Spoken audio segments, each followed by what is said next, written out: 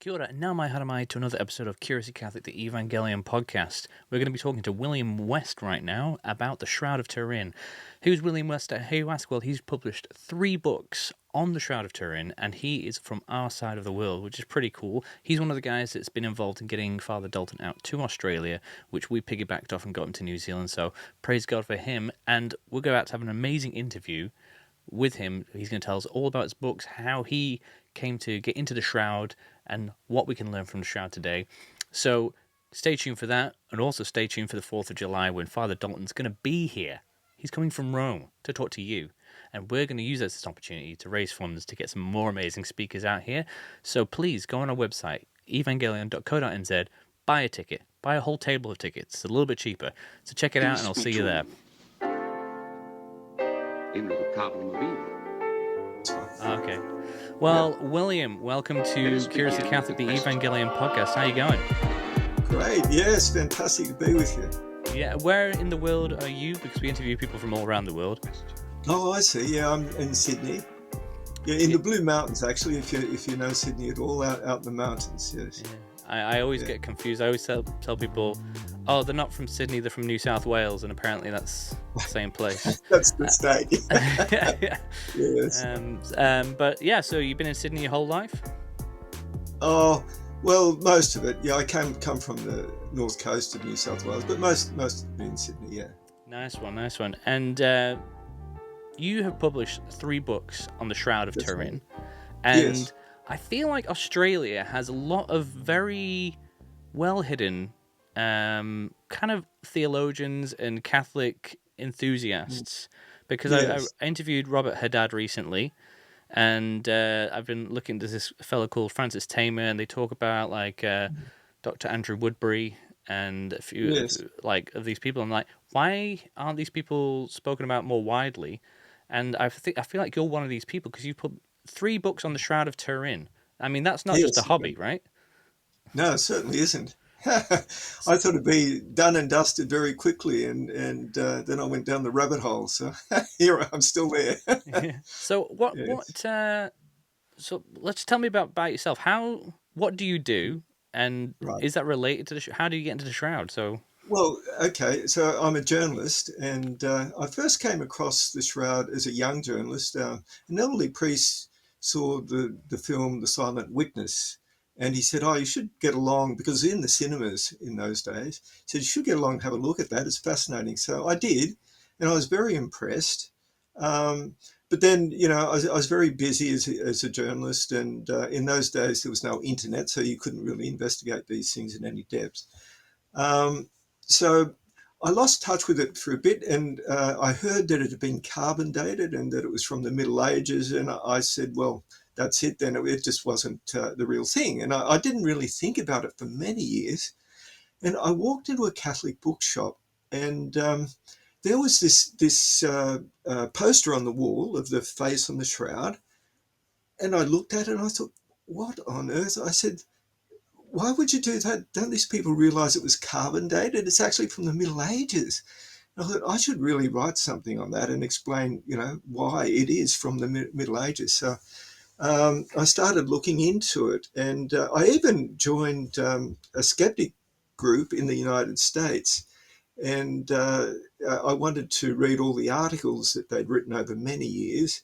And I read those articles, and I was absolutely underwhelmed because I had read a bit of the prose stuff as well. And so then I went really into the stuff on the other side, and slowly but surely, I just became 100% convinced that this is really our Lord. This is his burial cloth, and because it has a whole history and all the science. It's the most researched artifact in history. And the evidence is just overwhelming. There's so much of it. And the only thing that ever really counted against it was the carbon dating. The carbon daters, when they released it, it's a long story, but they basically did the carbon dating. They came up with what now recognized as very dodgy figures. There were several people from the carbon dating labs who leaked it to the media. these dates, 1260 to 1390. And so they held a rushed media conference with none of the data being published, except for those dates on this old blackboard. And the head carbon data, uh, he basically he was an atheist, and Professor Teddy Hall was his name. And he used to give talks on atheism, a bit like an early Richard Dawkinson way. Nobody knew that. They just thought, this guy's an expert, he's really going to listen to this guy. And he said, look, they're the dates, and somebody in the Middle Ages just got a bit of linen, faked it up, and flogged it, which was the most absurd thing ever said about the shroud. There was so much evidence, amazing evidence, that this was spectacular, that there was absolutely no way anybody in the Middle Ages could do it, and they still can't do it. Anyway, so it's just gone on and on from there. I've written 3 books. The first one was Riddles of the Shroud, Questions Science Can't Answer. And then that presented 99 pieces of evidence that indicate the shroud is the real thing. And none of that evidence has been successfully challenged. But it's a lot of evidence, 99 points of evidence. Most people really not going to go into that. And then the second one was about the carbon dating. The shroud rises as the carbon date is buried. And that sort of sought to answer the questions for people who were stuck on the carbon dating, to go into it in some depth from a scientific and statistical point of view, going through all the evidence. And then the latest one is called The Shroud Puzzle Solved, because it is a puzzle. And that's the amazing thing. It only fits together one way. It only makes sense one way. So, and the subtitle of that book is How You Can Be Sure It Is Jesus. So anyway, that's it in a nutshell. That's where I'm coming from. Yeah. Yeah, I think it's really interesting, like Yeah. that.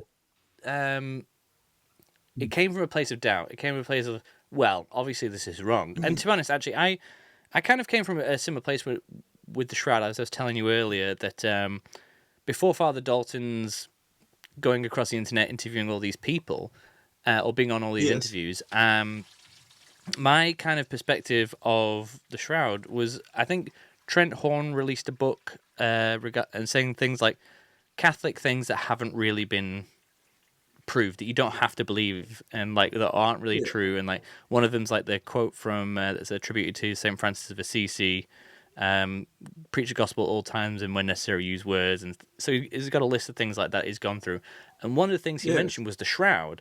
And I never read the Yes. book, but I saw him on an interview where he mentioned that, yeah, there's just, and all like the only sentence he said is like, there's just not enough evidence to really prove that it is. So I was like, okay, that's all I need to know. He's a pretty smart guy. I'll just go with what he says. And Yes. then in recent history, like in the last year or so, a couple of years, people like Joe Rogan on his podcast have talked about the Shroud of Turin in kind of like a Yes. interesting Saw way, that. which, again, that's maybe not the best person because he is into aliens and all this other stuff. So you could maybe just kind of write it off. But then like Yeah. Father Dalton, people in the Daily Wire have been doing interviews about it, and so it seems to be like having this resurgence. Oh, But absolutely. like, Yeah. it's great that for you it came from a place of, we need to prove this wrong, and Mm. we need that in us so that we can get to a deeper truth, because Yeah. I've watched a few interviews on this, and it's ridiculous Mm. how all the facts, if you will, on the shroud have just become from people just lying. You know, it's like, yeah, we're not this piece of cloth isn't from the shroud, and this is what we're going to test, and that's going to be the results, or like it's just, Yes. we're just not really going to look into it, and it's weird, but like Yeah. it's cool. It's, I suppose it's a kind of an impetus for us as Catholics and Christians to be like, okay, let's just look into it then. You seem pretty certain on it. Let's prove it. Mm. And that's like kind of the cool thing about the scientific method, you know. Um, Yeah.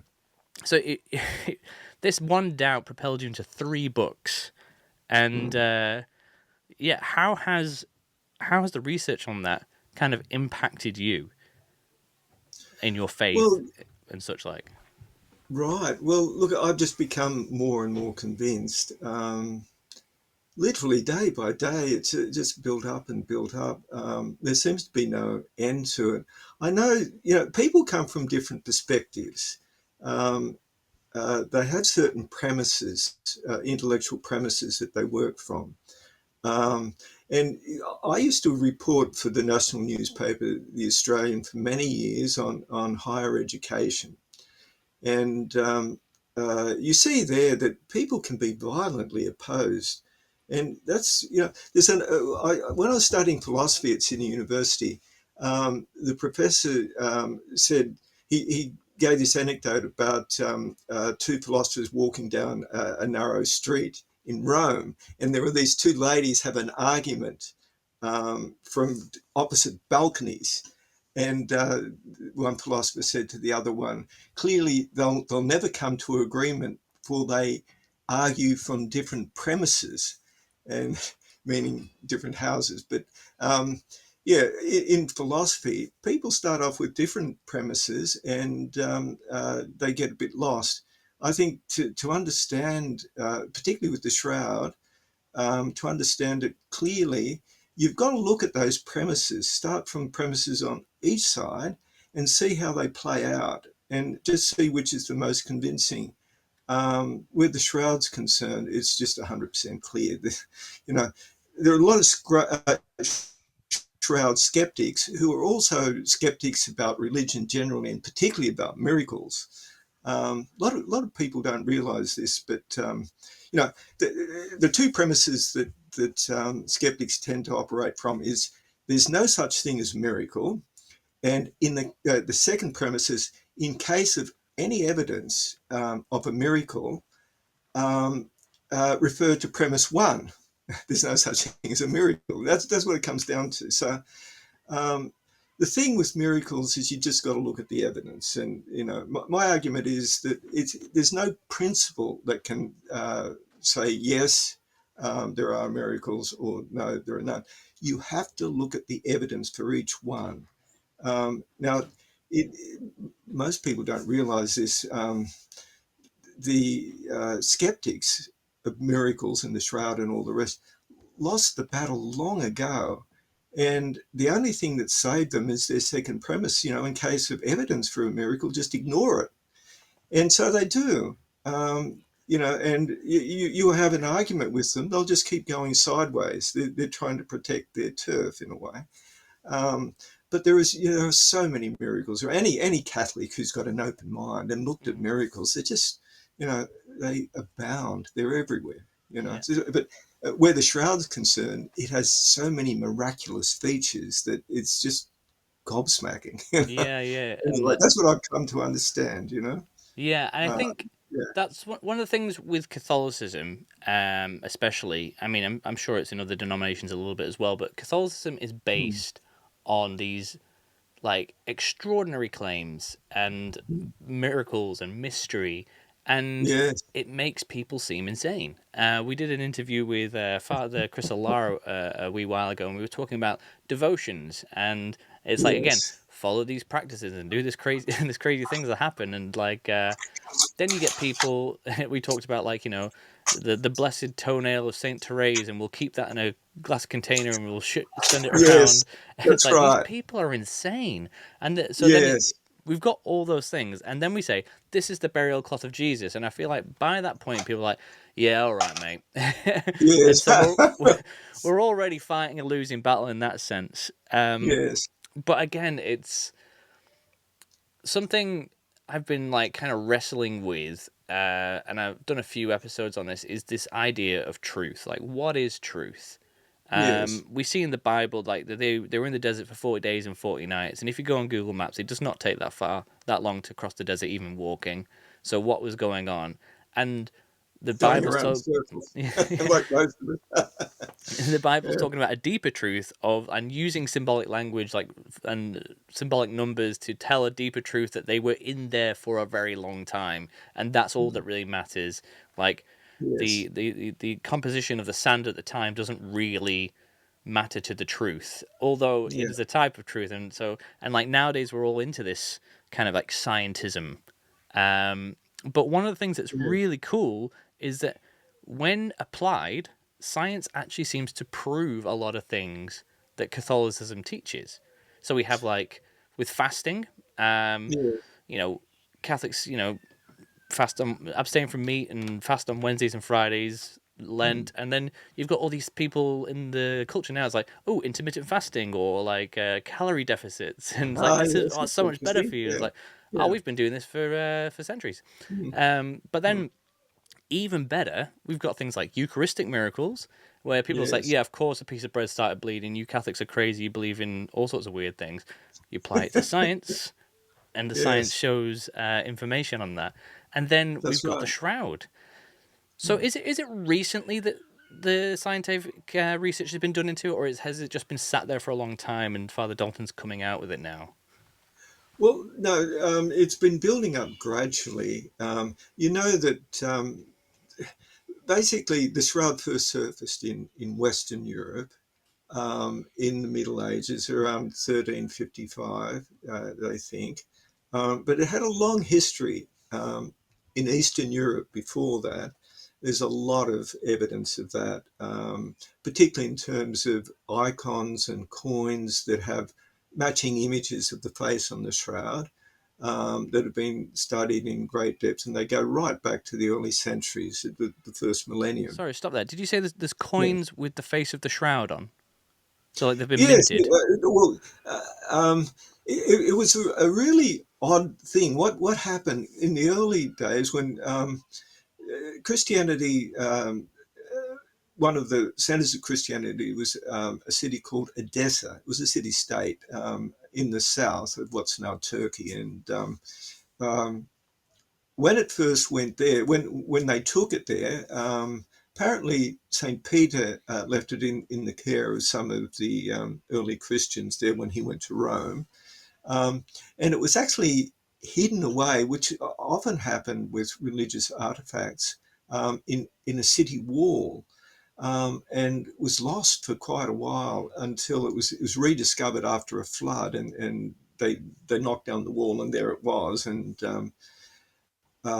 it went from there. It became very well known as the image of Edessa and all the rest. But the interesting thing is that while the shroud is a long piece of cloth with the frontal and the back images of the body on it, um, they couldn't really show it in those days because burial cloths were thought to be very unclean. Mm. So it was folded in four and put in a frame with just the face showing. And that became known as the image of Edessa. And people knew it as the image that wasn't created by human hands, because anyone who sees the original, it's not a painting. There's no way in the world it's a painting, even just at a glance. But scientists have looked into that, in great depth, and have found that there's no paint, pigment, ink, or dye on it. And it's the image itself is created by a special kind of discoloration of the very superficial surface layers of fibers on the cloth. Mm. So anyway, it became known as the image not made by human hands. It became well known from all of these icons and paintings and everything. And then eventually, apparently, the Muslims took over Edessa, and Constantinople, which was still a big center of Christianity, sent 80,000 troops to tell them, hand over the shroud. I'm not, well, it wasn't called the shroud then, but the image of Edessa, we want it. And they gave in and handed it over, and it took back great rejoicing in Constantinople. And it was there for hundreds of years until the and this tradition of doing faces on coins and all the rest continued. Then the Fourth Crusade made the terrible mistake of invading Constantinople, and they sacked it of all of its relics, and one of them was the shroud, and disappeared for over 100 years, taken back to France, and that's where it ended up surfacing eventually. So um, that's a bit of the history of it before it's surfaced there in the Middle Ages, and from there, it's just gone on and on. More and more evidence has been found, and the big breakthrough in terms of science was in 1898, when the King of Italy, who was the official owner of the shroud at that time, he decided to have a photo taken of it so that people all around the world could see it. Photography was still relatively new, and so he had the photo taken. It went from this blurry smudge on a bit of old cloth to a high resolution photographic positive, which was an amazing discovery because it wasn't, that just didn't mean that it was a positive, but that the original was a photographic negative hundreds of years before photography. So this became a big thing all around the world, and there was a big debate, and all the skeptics said, "Oh, this is just rubbish. The photographers obviously faked that up. It's not the real thing. It's impossible," and it was impossible, of course. But they and the debate got a bit rough and everything. They started really accusing the photographer of faking it up, and he got all upset and said he wished he'd never taken the photo, and the King of Italy had it put back in its uh, container, and it was locked away for it took 33 years for them to do the second photo, and Quite this a time it was significant done in number, I front guess, of, eh? yeah, that's right. And this time it was done in front of witnesses, and the witnesses watched every step of the way, and lo and behold, not only was the result a photographic positive, but it was even more high resolution. And they could suddenly see all of the swellings on the face and the way that the left eye was being pushed up, and the eye line was broken, whereas on the other side it was quite clear and everything. There were swellings on the bridge of the nose and on the opposite cheek, and all lots and lots of other details. And as scientists have dug deeper into it, into the microscopic nature, you get all of this evidence, like Jerusalem soil, which is it's very clear that it's a limestone soil, aragonite limestone from Jerusalem that's been confirmed by some of the world's leading crystallographers, and pollen. There's all this pollen from Jerusalem that flowers only bloom in spring at the time of the crucifixion. Um, there's just a ton of this sort of evidence pops up all the time, and the latest evidence, I'll just put this in so I don't forget it. One of the latest, there's evidence, new dating techniques that show that it's from the first century. Four separate dating techniques. That's very significant, of course. But the thing that most grabs me, some researchers in Italy, what they did is they exposed linen cloth to enormous bursts of UV light from eczema lasers. And it took quite a bit of fine tuning to succeed, but they got exactly the same discoloration that makes up the image on the linen cloth. They can't, of course, create the image because nobody still knows how that was possible. But Mm. the actual quality of the image, um, they got the discoloration was right. The absolutely superficial depth of the image, it's zero point 0.2 microns. Do you know what a micron is? Because Nope. I didn't. Well, to get 1 micron, you take a millimeter. You've got to divide it 1,000 times. That gives you 1 micron. And then to get zero point 0.2 microns, which is the depth of the shroud image, you've got to divide it another 5 times. So you can't imagine it. It's such a tiny, tiny thing. So that's how superficial the image is. It can only be seen in certain light from certain distances, the image. Mm. But it's anatomically perfect. and it matches all the blood on the cloth. Now, this is the interesting thing, and this is why I talk about the shroud as being a puzzle, um, and how it's been solved. The puzzle is the the blood was on the cloth first. They established that because the scientists had shown that under the blood there's no image. So the blood had to be there first, then came the image. So there are three questions in what I call the primary puzzle of the shroud. Um, how did the blood get on there first? No artist would um, do it that way. All artists would create an image and then add the blood in all the right spots. But the blood came first, then came this amazingly superficial image, which, by the way, is not just the right color and the right depth, but they've worked out that the molecular structure matches the molecular structure on the shroud. Um, I won't go into detail about that, but that's fascinating they've actually matched the molecular structure. Um, so how did the image then form on the cloth? And finally, the final piece of the puzzle is that once the blood got on the cloth would have stuck to the body. As you know, if you've ever had a wound and you put a bandage on it and leave it on there until it dries, when you take the bandage off, all of the blood clots break up. Mm. Well, on the shroud, all of the perfectly formed blood clots are intact. They're not broken at all. So somehow that body was there. There was an impossible burst of light that created the image, and then the body vanished and left all of the blood clots intact. And then I go through nine of the essential puzzle pieces of the shroud that show that it is authentic, and a lot of those pieces also help you to resolve the primary puzzle of how all that happened.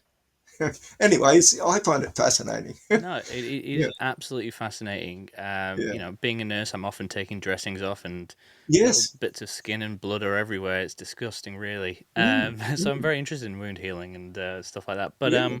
Great. Great. something that I think's again, like we're talking about the science of it, and that's really just a kind of reflection of the age we're in. Like we're kind of in a world where no one believes anything unless it can be scientifically proven, and Yes. it, you know, I feel like science is almost even more superficial than the image of the shroud sometimes, less than zero point 0.2 microns of the Yes. surface. But like the tools are brilliant of science. You know, Yes. Yeah. let's not throw the baby out with the bathwater, because Yeah. through science we are getting deeper. Looking at these images, these negative images which we wouldn't have had without the development of a camera. We're Yes. getting this information about like the blood clots and stuff. But something that I think is hilarious that happens all the time is, oh, this amazing thing happened uh, in history, when Mm. the scientism kind of perspective is people in history are stupid and people in contemporary times are really really smart because we're way smarter than everybody else. I heard someone saying that Yeah. apparently a 12-year-old has more access to education than the people that founded America. And it's like, so if therefore the people who founded America are stupid. Yeah. But then so the scientists, let's just call them the scientists, have recently they tried to replicate it. They tried to create enough bursts of energy to make the same sort of marks.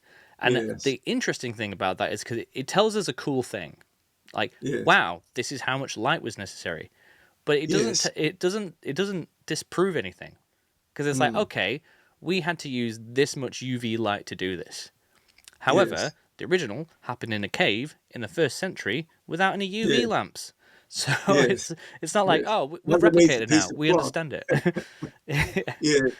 No, that's it. It is fascinating. The whole. I think it's 34 trillion watts of light energy would be needed to create it, and we can't generate that today. Um, so that in itself is fascinating. Um, yeah. So there's so much in it.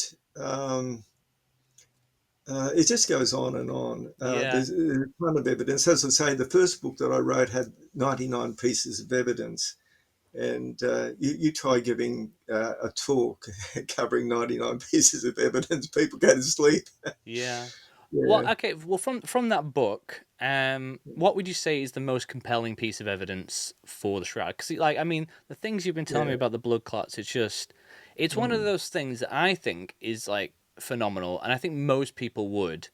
Maybe I yes, have a deeper appreciation of it from a medical background, maybe not, but it's also one of those things that like you couldn't just tell someone that. You'd have to explain it in detail, and then they'd be like, "Why are we talking about blood clots? I thought this is about yes, Jesus." And by the time you yeah, get to the point, they're bored. yeah, So, what yeah. do you That's think is it. the most compelling piece of evidence from your first book that would be easily translatable to somebody on the bus? Yes. Well, look, it's difficult to say in a way because at different times I've been impressed by different evidence. One piece of evidence that used to really bring it home to me was the microscopic study of the blood. Um, that There's this chemical called bilirubin. I'm not sure whether you know about that, but it's very common. It's consistent with somebody who's been tortured. And a Jewish chemist who did most of the early research on the blood found that the blood was real blood, and also that it had these very high levels of bilirubin in it.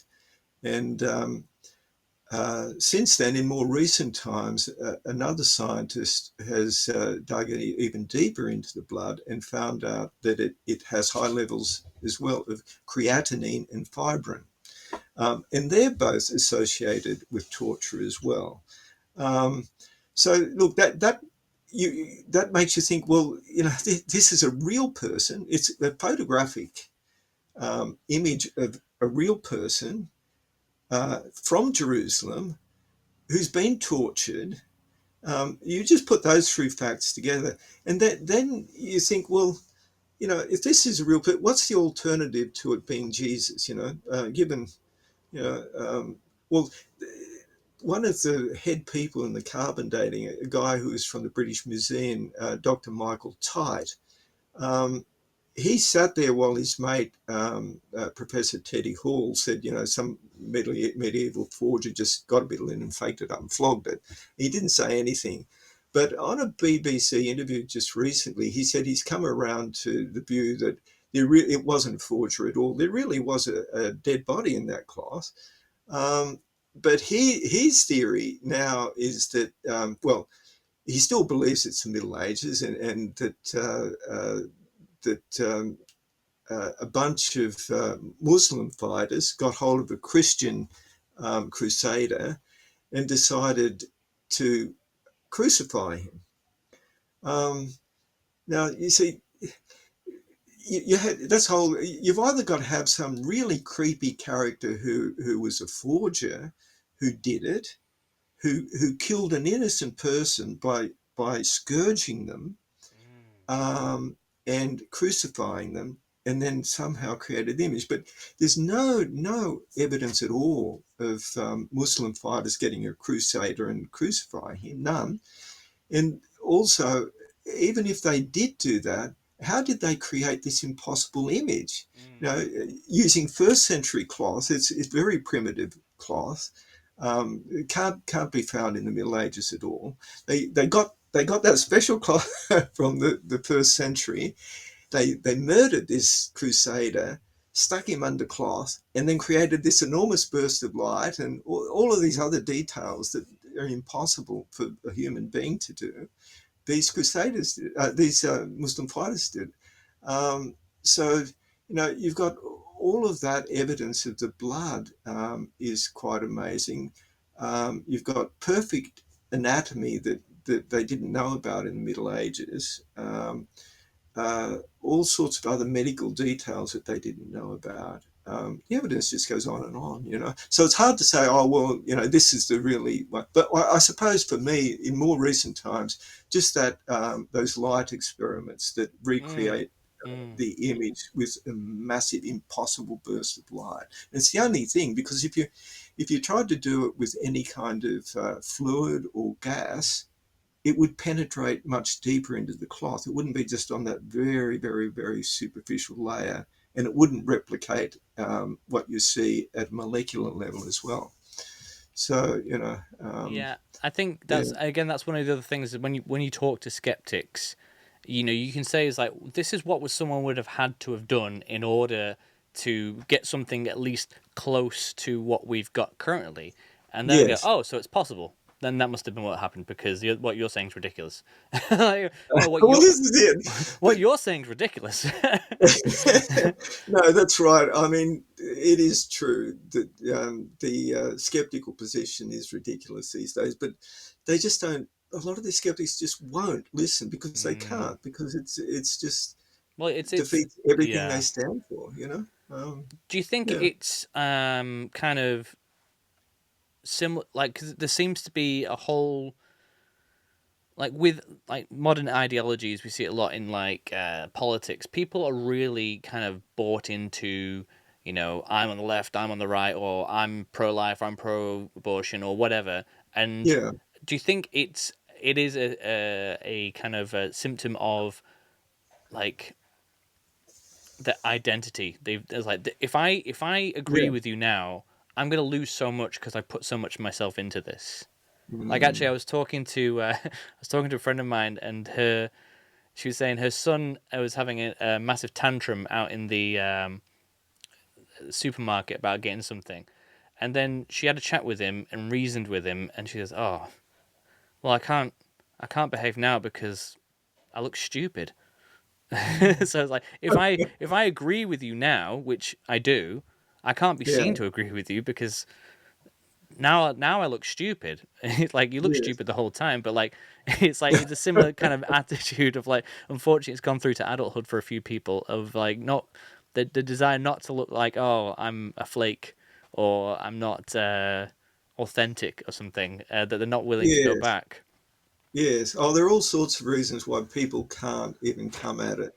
Um, they'll just say, well, I may not be able to answer this evidence at the moment, but we all know it's literally a bit like, and I can sympathise because I started out that way with Shroud. Mm, Um, and if you're talking to a flat earther, and that fellow Professor Teddy Hall, he compared people who would continue believing in the shroud after the carbon dating to flat earthers. You know, it's a little bit like having an argument with a flat earther or a moon landing data, and they hit you with a bit of evidence that sounds. I started actually watching a show one night about the moon landing, and I was looking at it and I was thinking, actually, this is quite interesting. What they're doing there is quite interesting. And I pulled myself up and am I really watching this? This is ridiculous. There's no way in the world there wasn't a moon landing. And I switched it off.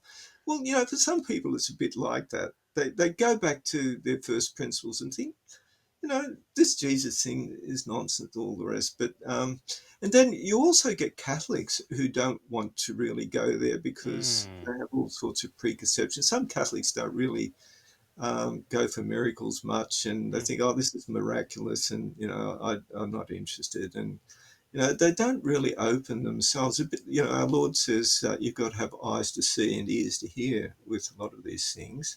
mm. Um, and Yeah. but just one thing point there. The good thing is there are many former atheists, agnostics, Jews, all sorts of people who've had an open mind and looked at the shroud. Some of them it's taken quite a while. This Jewish photographer who was part of the team that went over to study the shroud in 1978, um, and he was a total doubter. He said, "Look, we'll work this out in 10 minutes, and we're supposed to be here for 5 days. We'll go and have a holiday in Turin, Mm, travel around Europe." And they worked solidly around the clock, 24 hours a day for 5 days, and they still could not work it out. They knew that it wasn't a painting, and that it had all of these authentic aspects about it. But in the end, they just had to, give up and say, look, we can't work it out, you know. Some people do have an open mind eventually, but sometimes it takes a lot of time, you know. But Mm, it is worth persevering with because there's so much information in the shroud, and even the face, the image on the face. yeah. When you open your eyes and look at it clearly, there's such depth in the face, such profound. They talk about majesty and peace. You know, majesty and peace in that face. And if you're a Catholic or a Christian of any kind, it can help your prayer life to meditate on it a bit. You know. Mm, mm. Yeah. Yeah. I think that there's lots of things in the Catholic world that it's like you can believe it and you can not believe it. Either way, it Yeah. doesn't change anything. But like Yes. this is one of those things because I did that. I talked about Divine Mercy with Father Chris Allah, and it's like you don't have to do Divine Mercy, but it's there for you, and if you do, you'll Yes. go. It'll take you, to heaven. And the same with That's the right. shroud. It's like, yeah, you don't have to look at the shroud. You don't have Yeah. to. But if you do, and you actually take a look, your life will be changed. And I think that's the Yes. thing that's most interesting to me about anything. Well, just anything really, but like especially in the faith world and the science world, science has given us so many gifts and explained so many amazing things. But what's more interesting, and we see this in the history of the shroud, is how Yeah. the people reacted around it. Like for Yes. example, like at Pentecost, we got those the disciples are terrified and they're hiding, afraid for their lives, and then the In Spirit the upper comes, room. Yeah. and yeah, and all of Yeah. a sudden they become the most bold preachers of the gospel, so much so that they're not even speaking not any particular language, but everyone understands. And so Yeah. that not like scientifically you can't prove that spirit came. There's no empirical Right. evidence, but what there is there's I guess sociological evidence, like going from absolute fear and dread to complete exuberance is crazy. And bringing Yes. it back to Shroud is like the only reason we haven't had this information sooner is because people didn't want to. And that's a more interesting story to me than the fact Yes. that it's zero point 0.2 microns above Good the point. surface. Yeah. Yeah. Yeah. And I think because we are human, and Mm. if we think and that's the thing, that if we think about that, if we recognize that in somebody else, we might recognize it in ourselves. And then you can Yes. ask yourself the question is like, what is it that I'm like that about? It's like, Mm. is it the Eucharist? Is it, Yeah. veneration to the saints, Our Lady? Is it the Mass? That like Yes. I'm not willing to go any further because I've got enough information for me, and I'm Yeah. gonna doubt this. Or I don't want to, I don't want to go into this miracle stuff because it seems a bit uncomfortable. But Yeah. then just be uncomfortable for like 10 seconds and see where it Yeah. takes you. And Mm. yeah, because I just, I mean, again, coming from nursing background, it's science based, but it's more human based.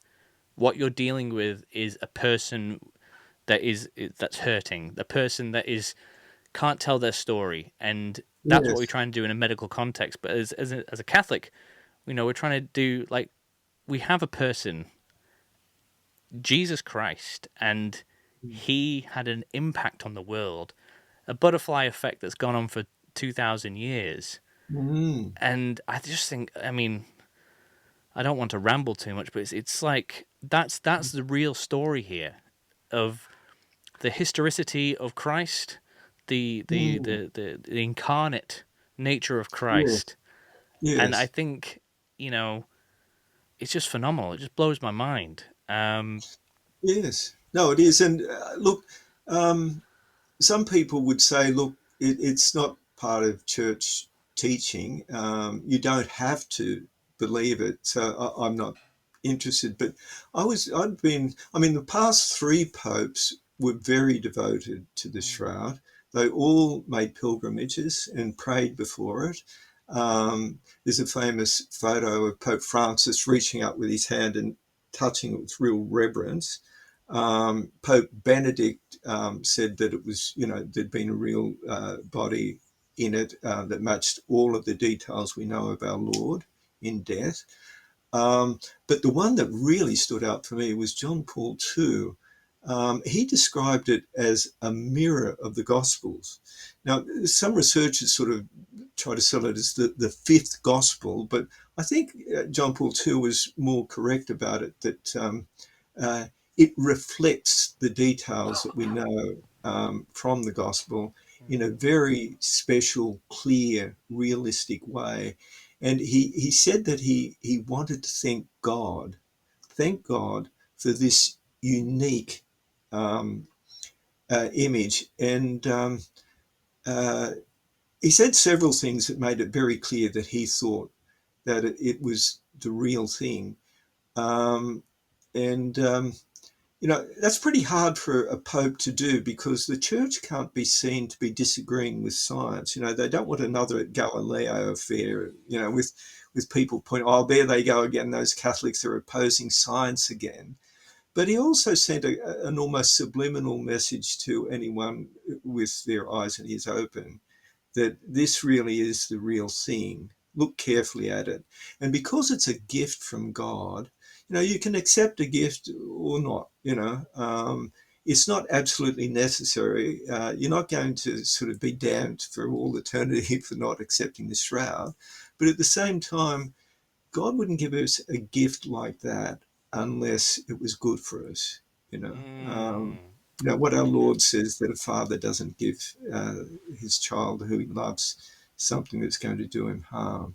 Um, and that's probably the central thing for me these days, that I've experienced, and many other people have experienced, that this is a really important gift, and that it's there for the taking, that you can really get a lot out of it if you embrace it. And I tell you what, one of the most inspiring things about the shroud is how it affects young people who haven't been sort of formed by the world yet very much. When they find out about it, they get really surprised and say, why didn't we know about this? Why didn't people tell us this exists? Mm. And they get into it and start studying all the scientific details and everything, and they're just knocked out, Mm. really attracted to it. So Yeah. I really try to reach out to young people. Yeah. Yeah, there's so many elements like that Yeah. within the church. Like I'm a convert. I converted maybe about I think I was about 2022 at the time. Right. Yeah. And I have to say, coming into church was quite overwhelming, just because there is Mm. 2,000 years worth of documentation of everything that's happened in the Yes. church. I don't know where to start. I don't know how far to go into certain things. I'm like, when I first converted, I turned to my friends like, so those Vatican II documents, do I have to read those now, or what's the deal? And like, Yeah. then it's like Thomas Aquinas and all his work, Mm. and then but then there's all these things, and I suppose you just need to find the thing that suits you. And yeah, I think there's so many things like theology of the body. We're getting Chris Yeah. West out in a few years. That's one of those things of like your body tells you about God. Listen to this, and it's all found Yeah. in the Gospels. And then there's the Shroud of Turin. There's the Corpus Christi we've just had recently. There's all these little elements. It's like you don't need them, no, because we've got the Gospels and we've got the Yes. Mass. You don't need them, but like, wow, how amazing is your life with them? And so, Yes. and you can look into them casually. You're not going to be tested on them, and it's about how God works with you through these things, in these things. Yes. Very true. Yeah, yeah. Yes. Yeah. Some people, even with devotions and miracles that have been supported by the church, um, again, people can, they're generally, even then, seen as, uh, you know, not necessary parts of the faith, but you can get so much out of them. And one of my, I'm not one of these miracle chasers. I don't go around, because some people get an obsession, an Mm, unhealthy obsession with miracles, always on the lookout for the next miracle sort of thing. Um, but for me, the one that stands out, if you ever want to sort of have one miracle that should really convince anyone, is what they call the miracle of the Sun of Fatima. I don't know whether you've ever read about that.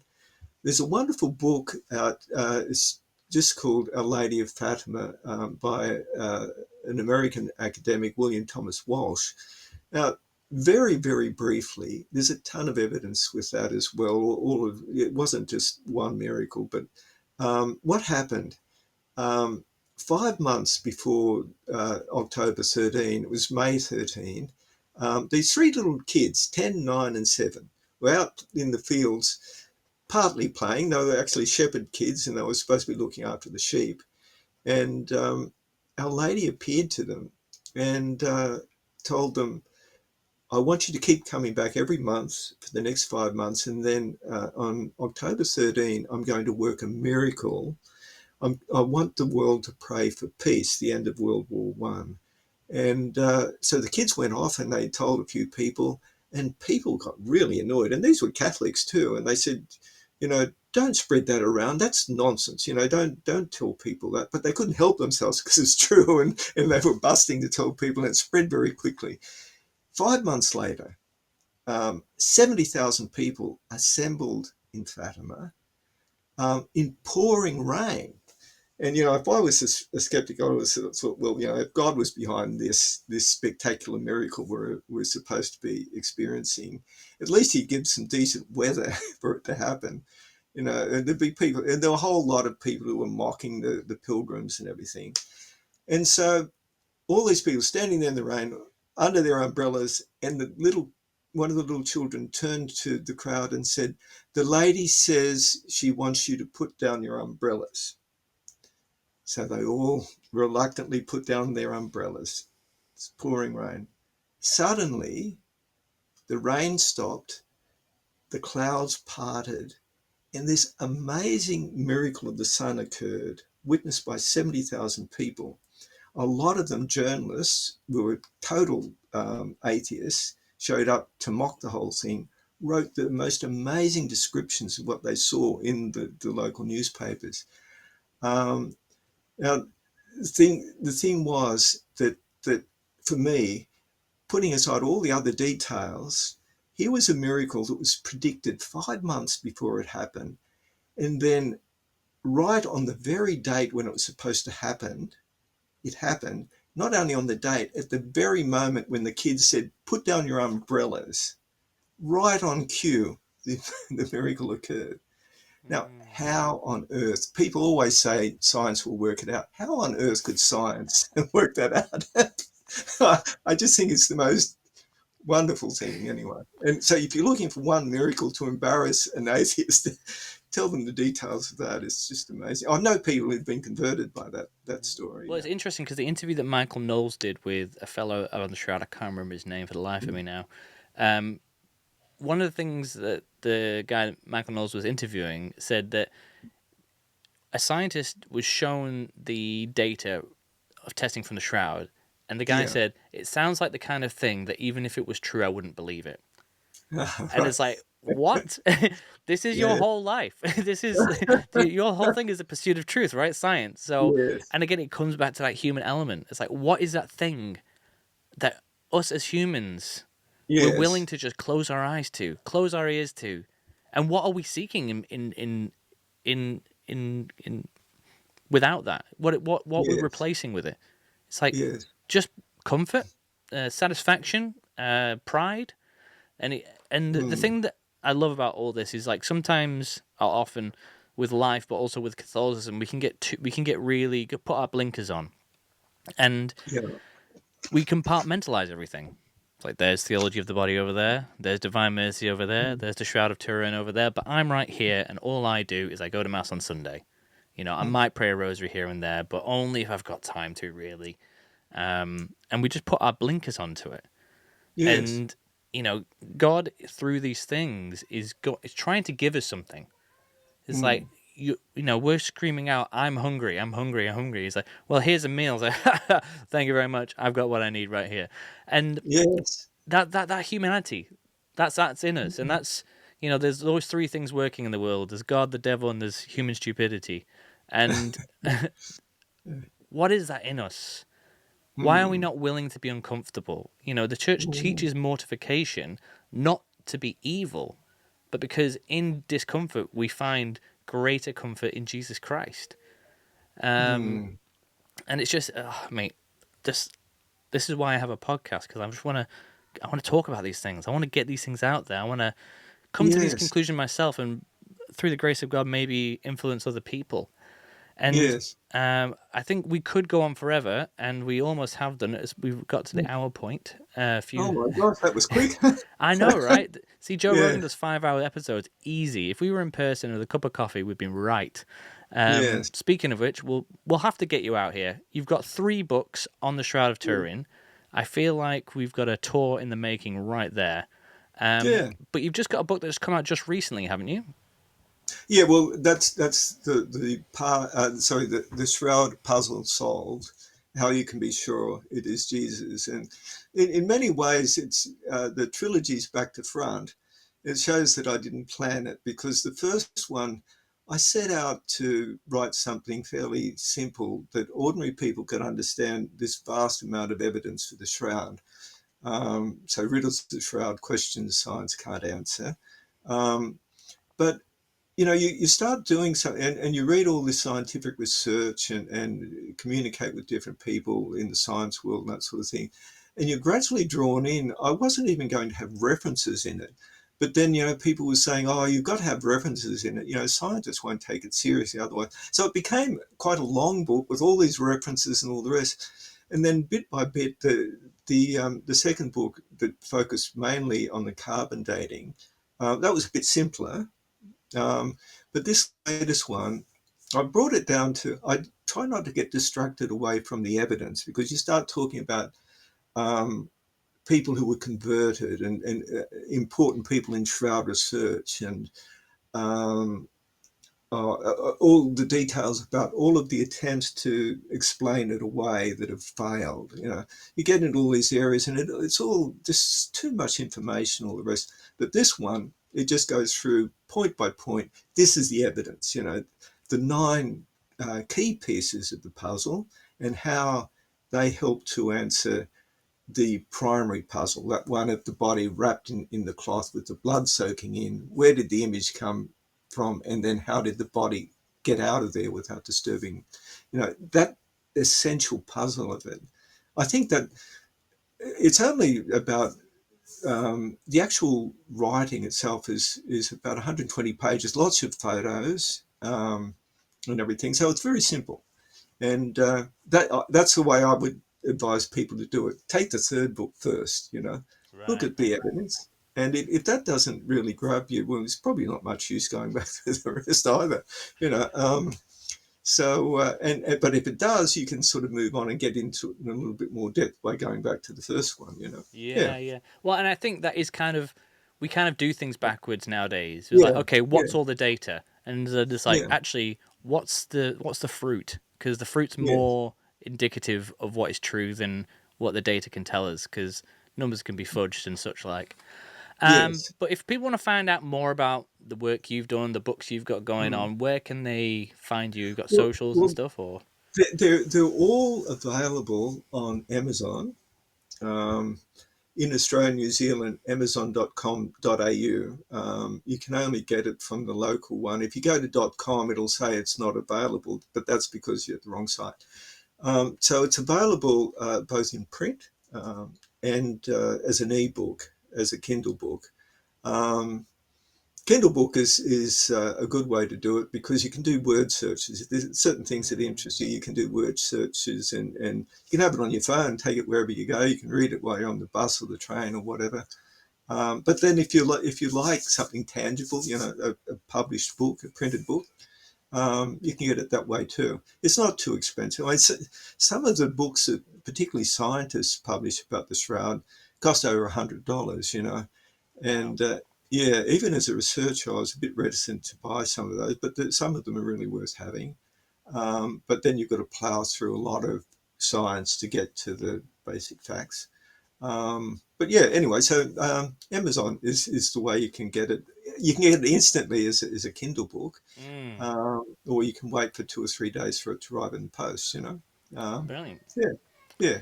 Okay. So, Well, thanks for your time, Will. And like I said, we'll have to get you out to New Zealand sometime and we have a chat face yes. to face, do another longer podcast because obviously we've got Yeah. enough to talk about. Yeah, no, um, I'd love to come to New Zealand. I've never been there. Beautiful country, yeah. I can see it's stunning. right. Well, Yeah. we'll get it organised. I think we're going to try and do a larger tour with Father Dalton in the future. Maybe we'll add you onto that. But we've got a few other events coming up in the future. And for all those listening, remember we are doing the fundraising event on the 4th of July. Come buy a ticket so that we can bring out people like Will, like Robert Haddad from over in Australia, but also Christopher West in a couple of years and the Voice of Reason next year. So please check out all our stuff. Go to our website evangelion.co.nz and I'll put the links to your books, Will, in the bio. So everyone, thanks for listening and God bless.